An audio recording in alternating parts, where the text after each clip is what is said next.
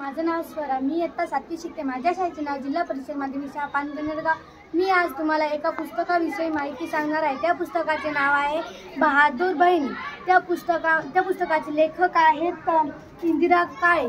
या पुस्तकामध्ये खूप छान छान गोष्टी आहेत। मी तुम्हाला या पुस्तकाबद्दल काही माहिती सांगणार आहे। या पुस्तकामध्ये रसिका व राधिका या दोघी बहिणी होत्या। या खूप हुशार होत्या। एक हुशार होती। या दोघी बहिणी कामात ती मागे नव्हत्या। या सर्व गोष्टीमध्ये पुढे होत्या। यांना काही सांगायचेही काम नव्हते। त्या त्यांचे काम त्यावेळी पूर्ण करत होत्या। त्याने त्यांच्या घरी एक टाइम टेबल लावलेला होता। त्यांनी त्यांचं काम कोणत्या वेळेत करायचं ते त्या ठरवत होत्या। आणि त्या जसा त्या टाइम टेबल मधील काम होते तसे त्या पूर्ण करायच्या। त्यांना कोणत्याही गोष्टीत सांगायची गरज नव्हती।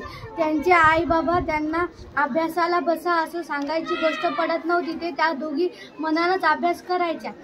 एकीला जर लागलं तर दोघीच्याही डोळ्यात टचकन पाणी यायचं। अशा त्या दोघी एकीवर प्रेम करायच्या। अशा त्या दोघी बहिणी त्यांना कशाची कमी नव्हती। आणि त्या दोघी लवकर उठून शाळेत जायच्या। त्यांना शाळेत जायलाही कधीच उशीर झाला नाही आणि कधीच त्यांना मार भेटला नाही। त्या सर्व अभ्यास पूर्ण करायच्या। त्यांचे सरी त्यांना कधीही मारत नव्हते, कारण त्यांचा अभ्यास पूर्ण असता। कधीही त्यांना कोणत्याही सरने मारलं नाही, कारण त्यांनी त्यांना सांगितलेले काम ते पूर्ण करायचे। त्यांच्या आईंनाही स्वयंपाकात त्या मदत करायच्या। आणि त्या सकाळून लवकर शाळेत जायच्या आणि दुपारून त्यांच्या आई वडिलांसोबत फिरायला बाहेर जायचं। कधी पाहुण्यांच्या घरी चहा पियांना, कधी जत्रेत मज्जा करायला अशा त्या बाहेर जायच्या। त्यांना त्यांच्या आईवडिलांसोबत बाहेर जायला खूप आवडायचे। ते कधी पण त्यांच्या आईवडिलांसोबतच बाहेर जायच्या। राधिका तर खूपच हुशार होती। राधिकाचं काम पूर्ण करायची व तिचा अभ्यासही पूर्ण करायची। जर तिची बहीण तिच्यासोबत अभ्यास करत नसेल तर ती तिला पण सांगते आणि स्वतः पण अभ्यास पूर्ण करते। अशा त्या दोघी बहिणी खूप हुशार व बहादूर होत्या। राधिकाला कराटे शिकायचे होते, पण ती तिच्या वडिलांना म्हणू शकली नाही, कारण की तिला तिच्या वडिलांची भीती वाटायची। आणि रसिकाला पोहायला खूप आवडायचं। त्या दोघींना राधिकाला कराटे क्लासला जायचं होतं।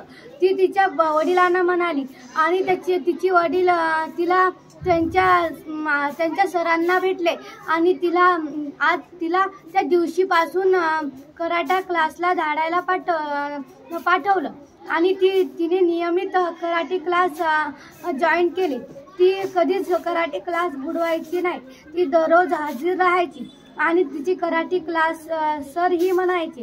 राधिका खूप हुशार आहे। राधिका तिचे क्लासेस नियमित पूर्ण करायचे। एक दिवस पण ती गैरहजर नाही। राधिका खूपच हुशार आहे।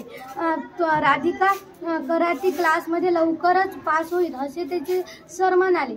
आणि शेजारचे माणसंही राधिकाला खूप हुशार मानायचे। राधिका आणि रसिकाला तिच्या आई वडिलांना स्वतःवर खूपच अभिमान वाटायचा, कारण की आमची लेकरं एवढे हुशार आहे असं त्यांच्या वडिलांना वाटायचे। ते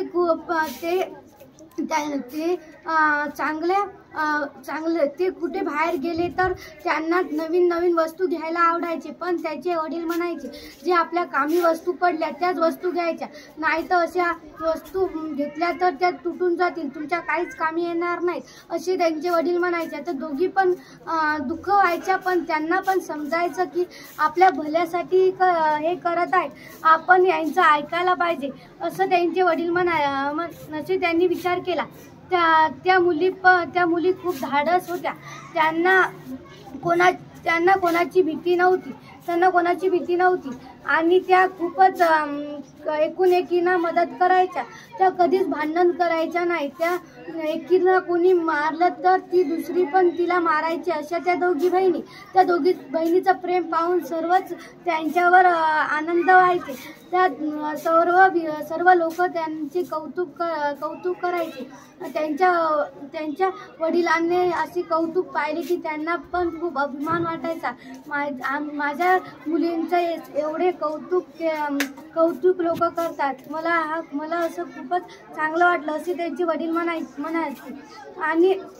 आणि त्या मुलींनाही खूप आनंद वाटायचा.